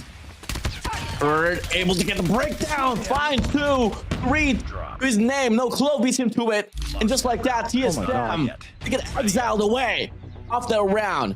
Only 1 more to go, and that's going to be match point. It's hard. It's hard to feel that way. Team Star Magic, AG has always found the opening for you, but there's no follow-up. There's no one to help him get the attacks to go through in this attack side at the moment. GB finally got his 1 kill, but it will take more than that to come back from a 3-round deficit. Alula only needing 2 more rounds to win this game. Can they do it? Yato with the bomb in his hands. This B-side execute could be the very main thing that might get Team Star Magic to collapse. But they do smell it out. They want to go A, Warden, but their A player has already been eliminated. Ooh, take this long way route here. On towards A. Fortunately, at the other end, they have to meet Lucas in, and I'm not really liking what I'm smelling here. Checks out, finds the first shot to fly in, can't get the connection. The second doesn't as well. They should be able to get this one through, but no, Lucas in finds the auto away. JB's there for the trade, finally the second kill for his name. The rest of the players of Alula quickly reacting to it as GSM just decided to post up, just wait it out just a little bit to play off the picks. Might as well get the aggression to get punished, but no. 12 gets one, Josh finds another, and it's now going to be AG all alone in 1v1 against third former teammates, and he get it, and the answer is no. Third gets taken down. AG once again, another sufficient clutch. Brought to you by TSM AG.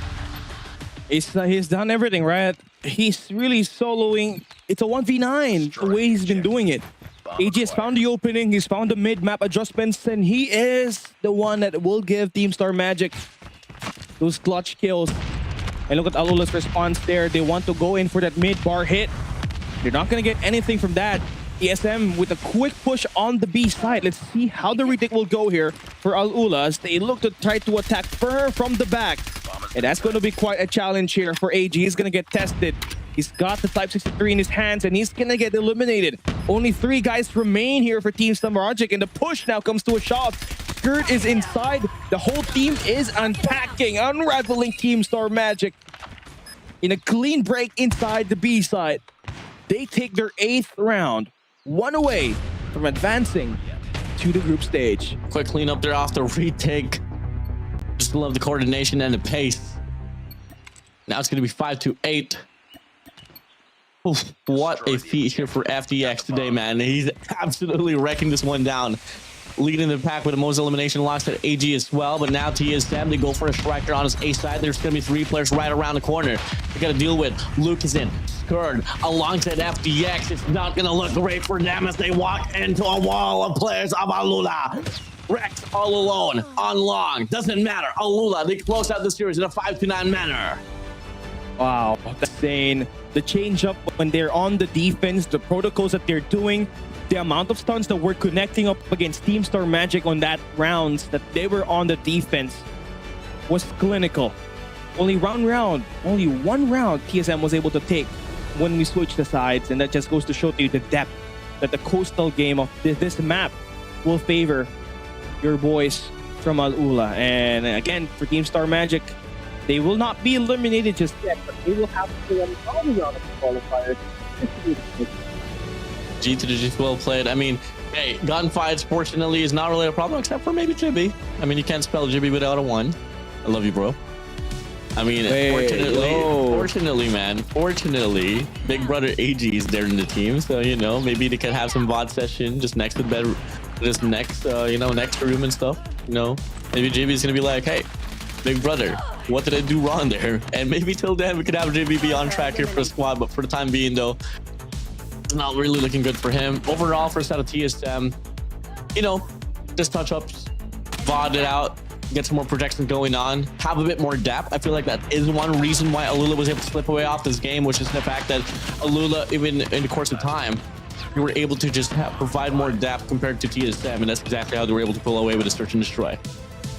It's also the protocols that they're doing. I mean, you see that the new game, the way that they are playing it, Warden, they had a couple of nade spots that were actually hitting your boys from Team Star Magic from a weird angle. So they definitely know how to play and work around the coastal map. And that should be, you know, a message to be sent for everybody that will be playing Alula in the group stage. Hey, no matter how much you do it, this coastal map will be ours. Very much like how Elevate's best map is currently Slums at the moment. Oh, yeah, definitely. Take a look at the stat line now. Jimmy, we know exactly what you did, man. It's okay, bro. But moving over, you know, AG with 15 kills off this tie up. This guy's an absolute markman on the search and destroy. And you move over, FDX with 15 as well, tied up. Luke is in, Clove again.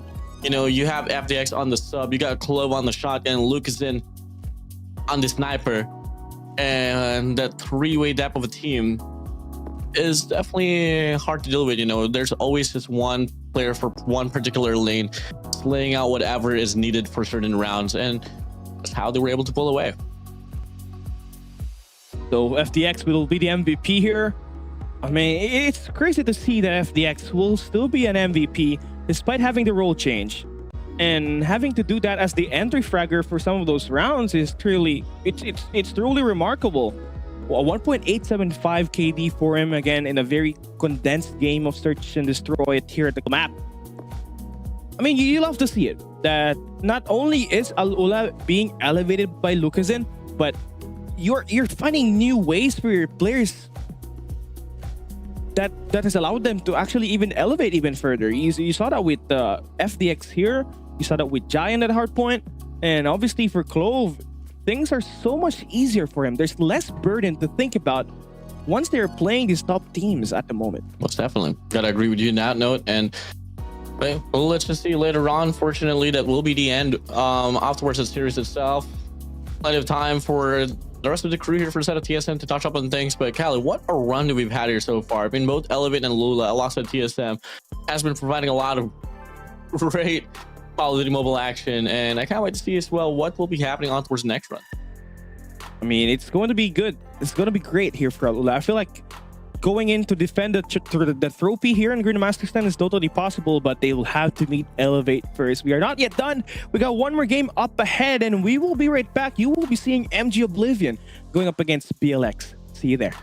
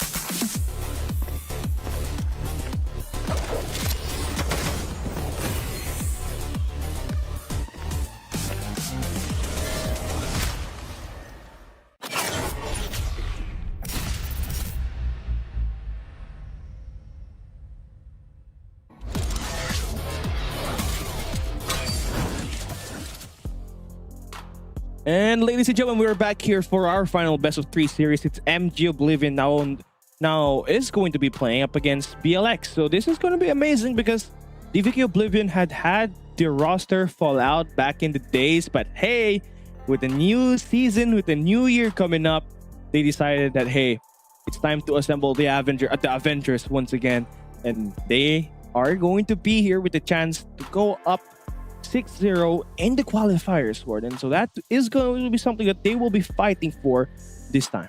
Yeah, I mean, I'm pretty hyped to see how this one's going to play out. But for anything else, a huge shout out to you, Angel. Much love to you. You're doing well. Callie, I mean, BLX, .mg Liron. I'm sorry if I'm butchering your name. Well, I'll get to talk about Sicko. This guy is a pretty strong player in the communities. So let's see if we can go some Sicko mode. Oh man, Young LaFlame, he in Sicko mode. We're going to be seeing that gameplay in a while, but you know, I feel like you're looking into how this one is going to be played out.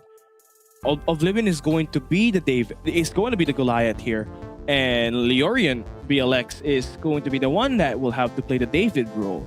So if anything, really, if we're looking at the past 2 series that we've done, I felt like this game has the most potential to go to a map number 3. We haven't seen any map 3s so far in this qualifiers live broadcast stage, and I felt like I am needing one here today. And hopefully, Leorian will be able to bring in their A game. If not, you know, it just could be an MG Oblivion obliteration. Obliteration. Okay, decimation, annihilation, abomination. Well, it's a game that all of the nations are going to be watching into. But yeah, to be honest, Callie, I want to see some map number 3s. I mean, you know, so I feel like this might be a possibility. Yes. Wow! Let's go. Yes. Arsenal, baby. Put it on. A message from the divine. We are seeing something new. And Arsenal is where we are exactly headed at. And the callouts here will get quite feisty, but again, I feel like the hardest point to control here and get out of is honestly that P1, right? The doors involved when it comes to playing for those retake is truly what's gonna make this team suffer. But you know what? We are here. No more Hacienda, no more Summit. We're seeing something new, and this map being reintroduced back to Hardpoint is gonna bring in a couple of close fights, Warden. Close fights. We'll see. Close, definitely it will be. I mean, BLX at MG, Leorion.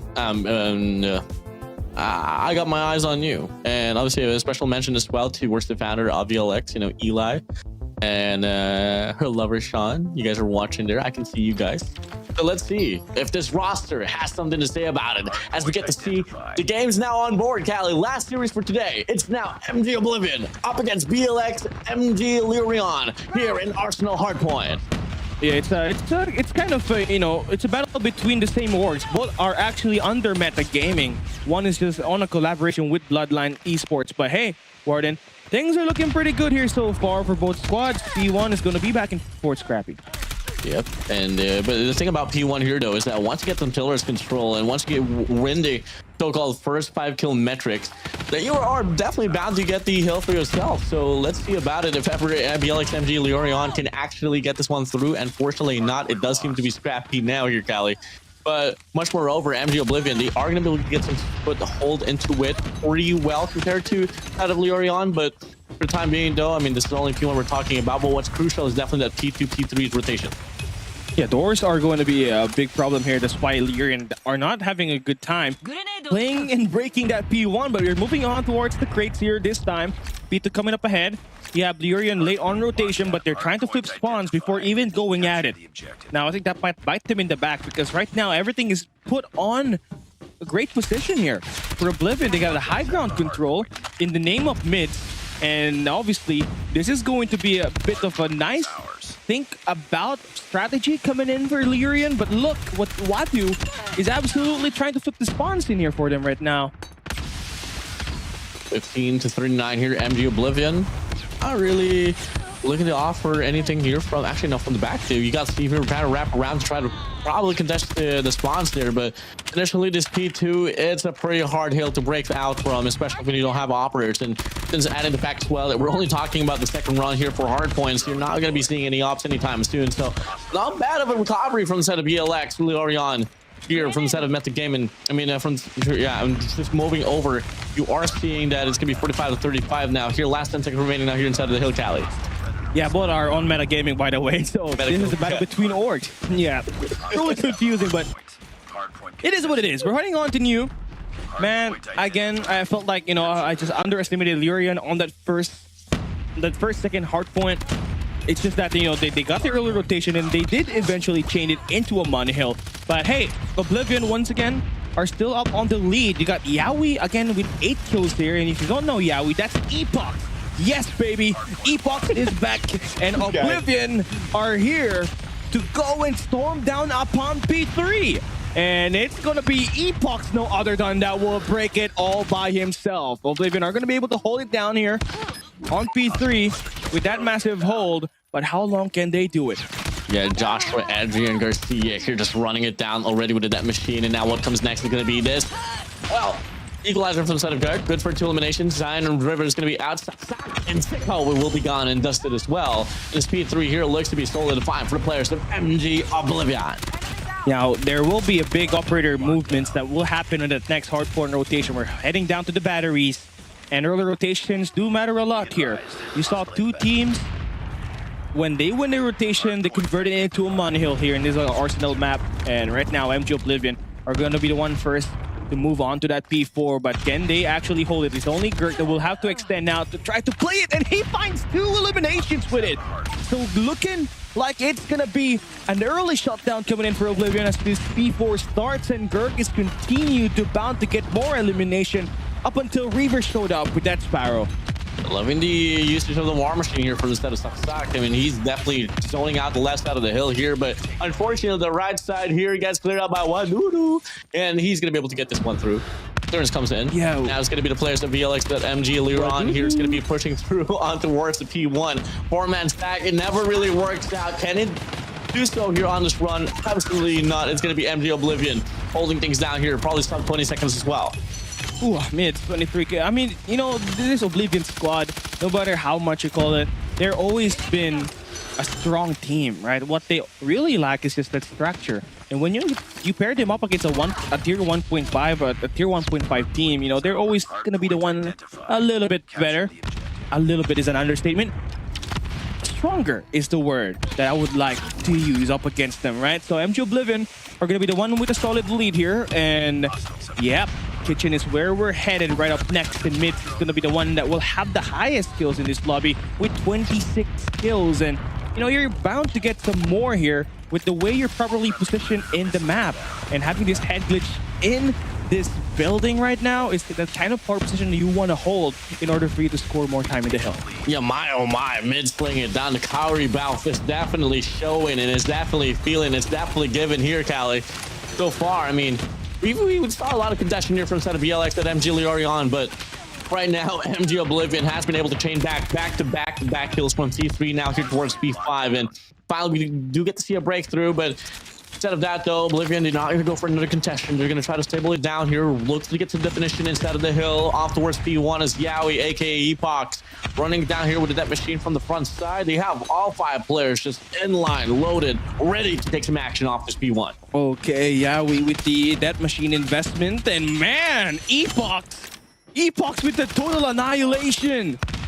And man, this is looking like it's bleak now. Lyrian only had a couple of good hills before Oblivion started to run them over. Kirk with that equalizer finds 3. Mid still got that war machine in his hand. Oh, a chance for a break happens to open up right now, right through window. But they have to go through Epoch once again. He's got the XM4 in his hands. And XM4 is going to get eliminated there. Oblivion definitely will lose the hard point. This next 30 seconds is essential for Lyrian to have a chance to make this game close. Lyrian here now going to be able to enter the 100-point mark.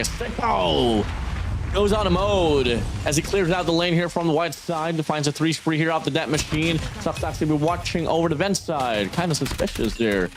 Mids, and he's going to get taken down. Sub 10 seconds. Going to go to the side of Leorion, and that's going to be MG Oblivion now here trying to probably wrap around here to get some side of finishing, and that's going to be them actually getting this one done.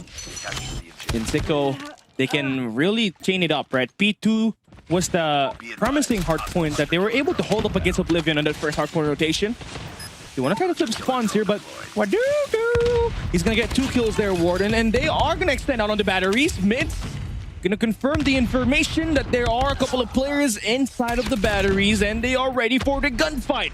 Widen with a double kill, and that brings out the Predator missile that goes inbound but finds nothing. So Oblivion will get nothing out of it, but they do confirm the information, and Girk is gonna clean up the house like the janitor. He sweeps off these players from Leorion. Yeah, definitely him just positioning his dance moves inside of this game. That's for sure. Mids, Kaori pushing through from the top side. Wadudu, good for 2 as well. In regards to the eliminations, Zion and Chrome's going to be out. It's going to be a back and forth trade here from the top side of the hill. Despite the fact that BLX, that MG Leorion will have the better side of the spawns, MG Oblivion is saying, hey, what's up? We get this one through, and they're going to be able to get the bulk of the hill time here. And not only that, Callie, with them pushing back the players of Leorion towards deep side, they're going to be able to get themselves the early rotation as well towards the jet deck. Oh boy, 124 to 222. Early rotation in. Operators are available. Wadudu can bring out that operator, and that might just put an end to this. The Claw now invested, and it's right through the cafeteria. Oh man, it's a slaughter right through it. Wadudu is overlooking it, and there's no point of entry that is allowed when Wadu is overlooking that spot. And now Kirk brings out the equalizer. That might just mean an end to this. One more guy contesting the point, and he gets shut off. 5 points to win this game, and Epox with the double. And there goes the hit. 250 to 150, 124 is our score, and Oblivion will take map number 1. As fortunately as it seems, Sir David can't slay out the Goliath in this map of Hardpoint Arsenal. Well, yeah, I mean, absolute masterclass there, performance from the set of Oblivion. I mean, there were some certain aspects where I generally thought that they'd lose the traction inside of the hill time, especially on the T2, but they were able to play the front side pretty well. Gun skill is definitely pretty precise for the set of MG Oblivion. And you talk about the history of this team, right? You had Epox playing for WPM Low Kings, now known as Elevate before. Steve was somehow part of STE, if I'm not mistaken, along with Badman at some point, at some time. So Ace Gamers. If Ace Gamers, okay, yeah, Ace Gamers. Is it? Yeah, really? Yeah. I mean, I was the coach for that team. We actually tried to participate into the African region, and Steve and Epox was, Steve and was able to run it down. You did say Steve and Putin? I think I totally missed out. Yeah, Badman. Yeah, we had a run for the African in the EU region, and they were able to get a lot of experience playing internationally. So yeah, I mean, FG Oblivion are now foes that, you can just underestimate, right? They've always been part of the tier 1 circuit, and they haven't missed a beat when they are playing. It's always going to be high level, but the problem is when they're going up against the likes of Elevate, the likes of Alula, that's where their kind of mentality kind of falters. But maybe this year it will be different, right? After all, Oblivion having to be in metagaming. If you know metagaming, Warden, you know Mr. Headband right there. Mr. Headband was the early investor of WPM Low Kings, and look at where they are right now. Callie, Metaguild is by boss MG from C8. What? There's 2 MGs? Yeah, there's 2 MGs. So it still works because MG used to be C8's main sponsor, and look at where C8's players are right now. They are one of the best in the world. You look at Freezy, you look at Seven, you look at Trey used to be before.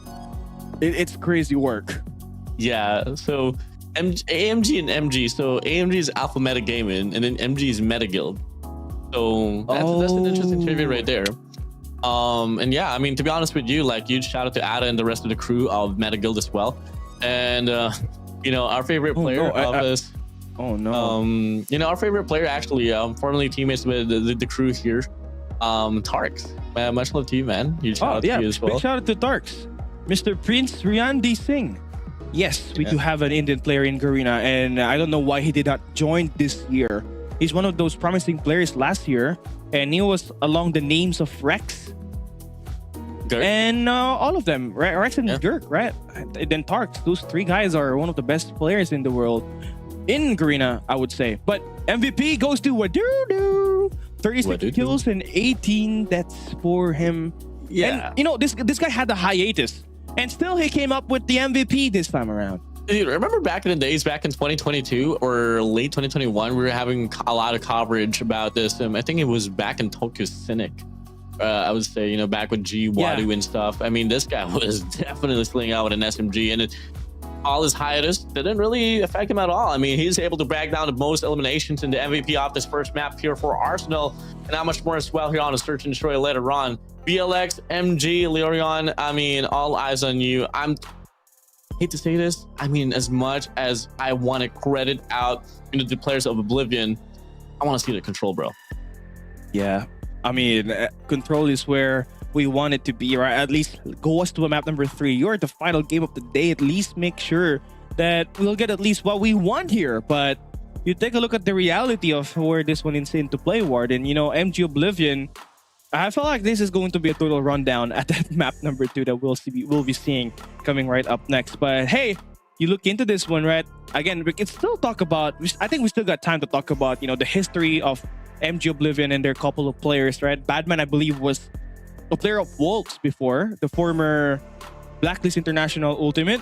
Then again, Epox was with WPM Low King. Steve was with STE. So there is talent that you can acquire and that can immediately have an impact for your squad when you look at Oblivion. But yeah, again, the sky's the limit for this team. They still don't have Mang Jonel here. Risky is not even playing just yet. So you gotta watch out for Oblivion. When they do have that main roster, I felt like this is where it starts for them. Yeah, for sure. Now, guys, miss out the action here for the first initial half of this series between BLX and MG Leorion and MG Oblivion. It is going to be MG Oblivion able to obliterate the players of Leorion here on this Arsenal Hardpoint, but we move over now towards Search and Destroy. Can't wait to see, though, what map we're going to be laying out on here on this S&D. If you're going to guess, what would it be? Garena Metropolis. You're picking a map that's not in the map. Exactly. I give you one. My pick, if I'm mids, if I have Steve on my team, I have Epox on my team, I'm going firing range. It's safe to say. But unfortunately, Habibi, it's going to be Slum's Hardpoint. They don't want to play no firing range Search and Destroy. I feel like that kind of, you know, backs up your initial pick up on. I mean, your initial pointer, Callie, is that, you know, you have Epox, you got Steve, you got, well, just Wadu running it down. You don't want to play no firing range Search and Destroy, and that's exactly why Leorion wants to take that one away. Coastal Search and Destroy as well. Well, while for the side of Oblivion, they don't want to be unconventional and have that meltdown be open, and Tanisha as well. So Slums, I mean, I'm kind of shocked how many repetitions we're getting off Slums here, Callie. Like it's gravitated towards that, right? Even the Indonesian region loves their Slums map pick. So here we go. We'll see how this one goes. Who's the sniper here for Oblivion? Interesting that it's mids that will take this scope when you got Steve and Epox on your squad. Yeah, Epox was definitely a really grueling sniper, but hey, mids though. Not even gonna get the kill there off the pistol. Unfortunately, there's Sack able to get the Punisher. Zan finds Steve as well. Greg able to get the trade here. Bomb's gonna get planted in the process, but the retake here looks to be spot on for the side of Leorion. As yeah, he's gonna be all alone. He finds 2. Now it's a 1v1 situation. Mr. Epox. What more can you do? Nothing much. Just able to shut you down with his own type 63 as well. First round goes to the side of BLX MG Leorion. Okay, I mean, where do you even want to highlight the error there? Was it the aggression after that post plant, or I don't know. I think there's just some sense of getting this one over with for MG Oblivion in that round number 1. Yeah, I mean, I feel like some way, I don't want to dwell on it too much, but it's definitely to be Epox, you know. I mean, he got the first 2 kills there, granted. Look at the trade, but that's going to play it a bit more further back and just have the post plan. After all, bombs plan for him, but now you're looking at the second round. First blood here, granted, Mids able to get the one shot down. Sicko able to find one up the cross as well. Now player 3 Steve should be able to lurk around on towards the corner side, just waiting for the perfect time as the bomb's going to get planted now on towards B side. Hope stuns, nades are going to be connecting on the A side, but the bomb will be at B. And MG Oblivion having 2 trophies just on the police car. That's a big sign that they really are just playing for a retake. Letting that bomb be planted before going in for the aggress. But again, you're down by 1 man. You need some guy to actually do the wonders for you. And it starts there with Sicko, who finds the attack on the graveyards. Flank do come through now, but numbers are dwindling down.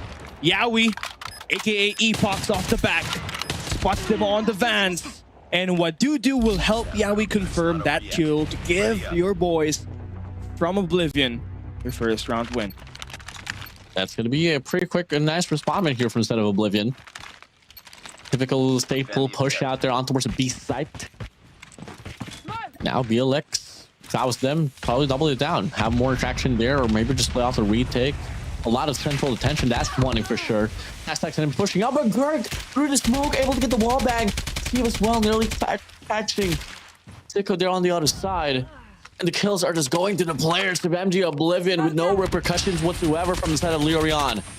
Oh my god. No.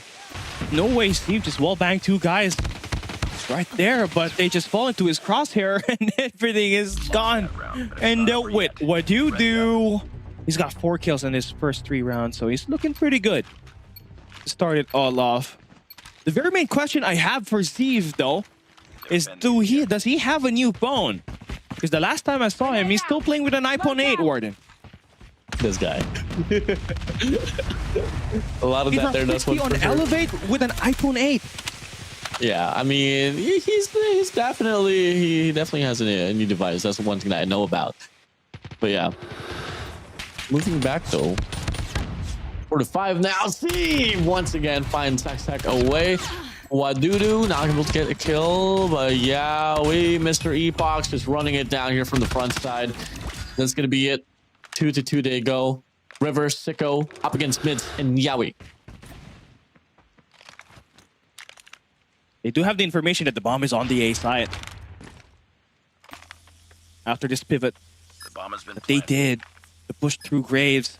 Now it's time for Epox to see Finish it. through those enemies, but he is gonna fall, so it's gonna leave Mids in the clutch. Does he have it in him left? Does he have the eyes to end this? That's 1 down. Mids is gonna get cut off there by Sicko. So no clutch will be made there for Mr. Mids. And Lyrian sees the second round. Nice work. Yeah, 5-2 they go. Here, all tied up now. You move over here. I like it. I mean, for pretty much every slums that we have been able to see, every search and destroy, I mean, at the start, it has been pretty close. And it's just all going to come down to the matters of who can really break away later on. I mean, bound to be, destined to be, it is going to be MG Oblivion, but I'm definitely open to see a bit more here from the side of BLX with MG Leorion. After all, starting after the long game of a series, we get to see a bit of a different pace this time around here from the side of Oblivion, and they are not going to be able to pay off the price for that pretty well as Epox gets taken down by Sack pretty early on. Early 4v5 we go. Stuns are hitting, and A side's completely free after all those utilities being thrown at it. And Steve, again, after all of his wall bangs, you would come to know that the A side is where you want to go. And wow, that's a coordinated attempt there. Wall bangs for covering fire to make Gurk make the move, and look at Gurk just scrolling through the mid-map.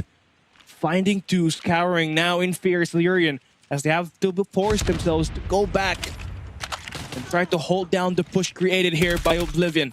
But it's too late. Everything's coming crashing down right now with their numbers dwindled down.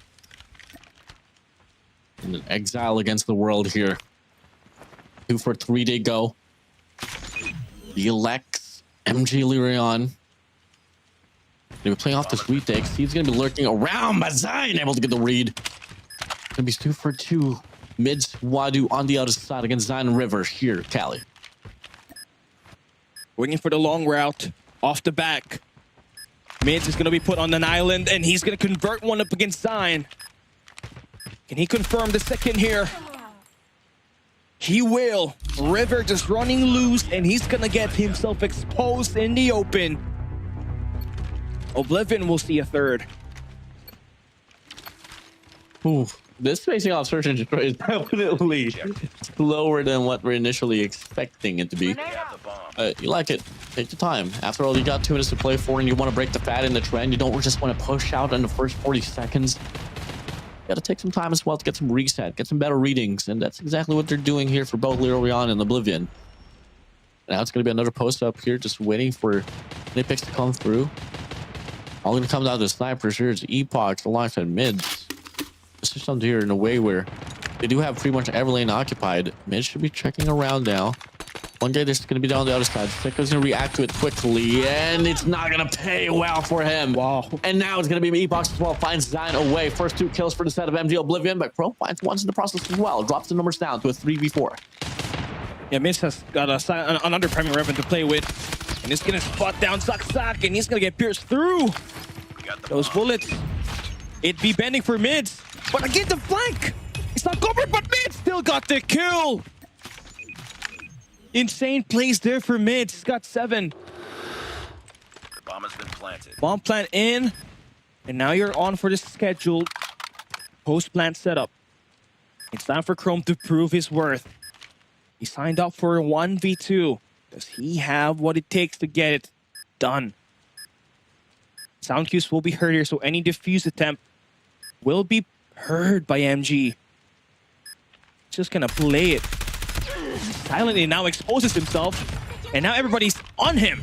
Yaoi's gonna find that kill, and that is 2-round lead now in the hands of Oblivion. Yeah, for a great chase down here, and it works out pretty well. 2-4, now we are starting to see a team break away a little bit. And the objective. Oh, the biggest lead that we haven't been able to see so far, a double round lead here for the set of Oblivion.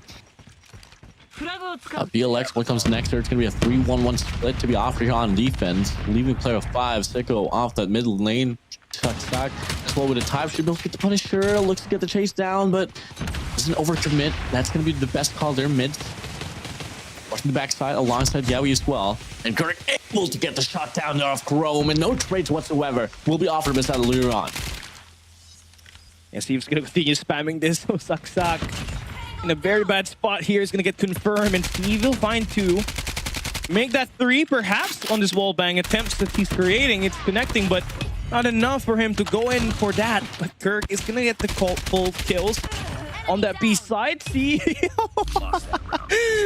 My God. Endless barrage of weapons you have to deal with on that A side is unfair. That PKM is causing so much distraction for Illyrians. Yeah, it's definitely hurting them real bad now as the time in the game progressed. This time here, take it slow. Down the notch once again for the side of MG Oblivion. Eve is just such a nuisance with this TKM. You get to see one just went by. How does that happen? You had one player on towards the side, and now it's going to be River as well, falling into the same trap. Up the head he goes. It doesn't matter for Epoch. Yep, Oblivion definitely feeling themselves now here inside of the game. Yeah, so much confidence that they even had the chance to extend out on mid. And again, Epoch's doing so much work for the squad with the type. But Steve here, any engagements that he gets on the A side, he converts it to a win.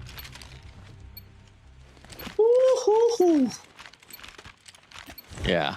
Defend the objective. Looking great here, man. Definitely not looking great. Last 3 rounds here for a set of Oblivion. Leorion. What more can you do? Gurk pushing up here, switch of sides. He'll pull away with the shot, and that's not gonna be a problem at all. And now he hops up as well, drops down, finds a hit marker. But Steve's able to get the trade as well, finds River down and going. Now we're gonna be Chrome, Saksak, and Zion all alone for set of Leorion. Number 4 in Wadudu. Yeah, he decides to take a pick of that angle, but said that I'm not going to be as good as a position as I was. Not right now. Look at number 4, extending over towards the graveyards. Might have just overcooked. Chrome is going to pick that one up. And again, the struggle for Lyrian. We got the bomb. on that defense will have to make up for. They have a lot of things to make up for on this attack, but things are just looking so terrible. And when it comes to going in for these entry frags, Warden. Pushing in. Oh, Steve. Toss out Chrome, and Chrome tries to pull back, but it's too late. Overwhelmingly. It's shut down by the PKM, and now Zion. All left in the dust in a 1v3 in no man's land of slums. Sniper on hand. 25 seconds left, and the bomb is on the other side of the map. Really nothing much you can do here. Yeah, we gonna hear him. He's gonna see him first, but will not convert the kill. And Steve is gonna fall down as well. Mids. The enemy He has got the 10 bomb. seconds to play around with. Stein is going to be up close, and he hears him. All you gotta do is buy time, brother. Bomb is gonna get planted. Maybe not. It's a 1v1. 1 second remaining. And Oblivion will take a 7th after Zion fails to convert the kill on to mids. It's only one more round here for match point. Bomb. We're looking to see every broadcasted game in the qualifiers end off in a 2-0, man. This is the ever-ending story of David and Goliath, and so far the Goliath has been just laying it out. The stock finds Yaoi away. This could be a brighter start here for the side of Leorion, and Sicko finds Gurk through as well. Kills after kills for 3 for the side of Leorion. Nade connects for the side of mids. Can he get more? Here's the question: as Wadu finds Zion. 2v3, you can't drop the ball like this, Leorion. You got some couple of security around the enemy spawn, so that confirms that these guys are on the garage. And you confirm that information through Sicko, who's got the scope in his hands. He brings out the PKM, and that's not gonna get anything. Stuns do connect here. What do you do? What do you do? I go for the clutch. That's what I do. Oh my god. Yep. Welcome to Garena Masters, Leorion. But it's not over yet. Welcome to Garena Masters, where one player goes down on the opposition, the other comes through and just does a 1v2. Match point advantage for MG Oblivion. Well, one for sure, Callie. At the end of this day, MG wins. They got 2 MG teams playing in this matchup for sure. And mids, oh my god, it's over, man. Zion, if you don't get this kill, it's over. Yep. The Grim Reaper is calling on to Leorion as Oblivion sends Leorion down to the ground. We got our winner, 2-0 in this best of 3 series. G to the G's well played. MG Oblivion, they have a pretty brighter path now here for this Garena Masters. BLX and MG Leorion, I mean, there's an exact reason why. Definitely the reason why they haven't been able to make it this far ready towards the qualifiers. But yeah, it's definitely unfortunate. But hey, it is what it is. That is going to be our, I believe, I believe your boys from Leorion are finally eliminated, if I'm not mistaken, because they have 2 losses already right after this. They have 1 loss before this game, and with that, we might have to see them get eliminated now. Both are standing 4-1, 4 wins, 1 loss in the round 6 of the qualifiers here in Garena Masters. And with this win, MG Oblivion is now 5 wins and 1 loss. And Leorion now has 4 wins and 2 losses. So Leorion will have to wave goodbye to their group stage hopes. Oblivion, it's not yet over for them. They still got 1 more game today that will not be held live, that will dictate their fate, along with the other teams that are vying for a spot in the group stage. And that includes Team Star Magic, who fell in the hands of Alula today, Warden. Yeah, I mean, there's still a long way ahead here for this initial broadcast, and there's still going to be a lot of things that we can definitely eye out for. But initially to the standings, once again, if you guys missed out the action, I mean, both Alula and Elevator are going to be 6-0. Team Star Magic, they got started their first loss there up against Alula. On the series, it was 2-0. Animosity and Exfiltration still going to be on 5-1, alongside the Scary and Calyx as well. So those are your contending teams now in this very moment. But take a look at the stat line here for this very game of Search and Destroy Slums. I mean, Chrome had 8 kills, but if you take a comparison between him and Yawi alongside with Dudu in mids, alongside Gurk as well, I mean, gunfights definitely was a big factor on why the Search and Destroy slipped away from their hands. Yeah, Yawi was a main factor here, but you know what Dudu, I felt like is still the MVP here for me, knowing what he just did up against the Lyrian. That 1v2 clutch that 1v3 clutch that he did speaks loud to what potentially this MG squad could create. Oh, there you go. What Dudu is the MVP. What he did on this match is, you know, going to be something that we can look forward to when they go up against Elevate, perhaps, because they happen to just be great Slums teams, Warden. Yeah, I mean, you know, I love it, man. I feel like this whole Slums run definitely correlates to how the region persists to play. I mean, yeah, you know, it really benefits them in regards to just the pacing. You know, they can definitely take it slow, take it fast, whatever they want to get this one down. And how prominently known Garena has been with the shotgun, this map really favors him at most. And with Wadu, again, you talk about this guy's skills. He was formerly picked up by the Huntsman before, if I'm not mistaken, Warden. Yeah. So most of these guys that are on MG Oblivion outside of Gurk, who is a new rookie, who's a rookie last year, you know, most of them had played for a top 1 team, Warden, for their own respective regions. You had Wolves, you have STE, you had the Huntsman, and yeah, we even had the WPM Lokings opportunity there. So they are definitely experienced and they got what it takes, but now they just need a system that can allow them to play at the best possible, you know, optimized play. Yeah. So, you know, with that being said here, man, I mean, a lot of things have spanned out here so far, and it's shocking that we, again, you know, huge thank you for Garena for even considering having the qualifiers here broadcasted. It definitely has been a blast just seeing what's the process on how it looks like when a lot of these teams are trying to make it to scratch towards the group stage. So, yeah, I mean, a lot of airtime here for a lot of these teams that we typically don't see on towards the group stage, but hey, it does happen. It does happen, and it's already over with, right? This is the end of our qualifiers day number 2. Final thoughts so far for today. What do you think about that Alula and the Team Star Magic match? I felt like that is going to be a rivalry that we'll have to look into once the group stage starts. I mean, all I gotta say is, man, Alula and TSM. I mean, TSM, I know for damn sure they're gonna make it to the next stage of the competition, regardless of that loss up against Alula. And it's just adding more depth into it, you know.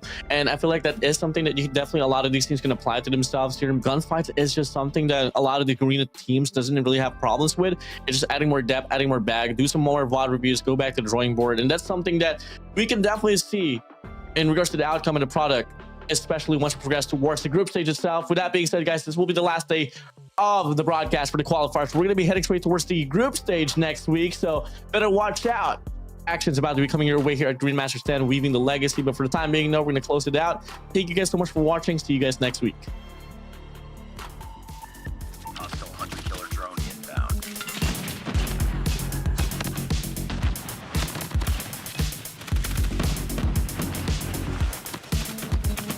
Hardpoint. Hardpoint contested. Hardpoint contested. Enemy down.